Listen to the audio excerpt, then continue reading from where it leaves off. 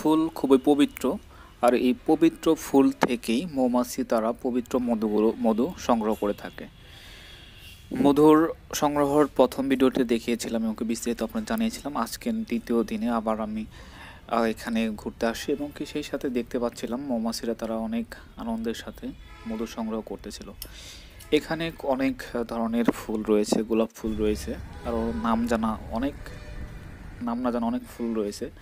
তো আমার কাছে এই ফুলটার উপরেই যে মৌমাছিগুলোর মধু সংগ্রহের যে একটি প্রবণতা দেখেছি এবং কি বারবার এখানে প্রায় প্রতিটি ফুলেতে প্রায় 80% মৌমাছি তারা ফুল থেকে মধু আহরণ করতেছিল।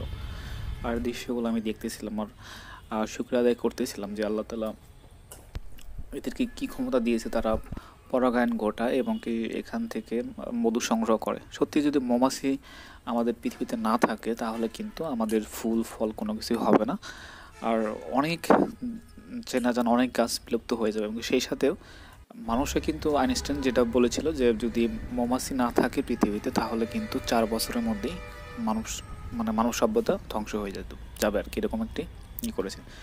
তো আজকের ভিডিওতে আমি এগুলো দেখালাম যে কীভাবে মধুগুলো খুব কাছ থেকে সংগ্রহ করে এবং খুব কাছ থেকে আমি দেখেছি।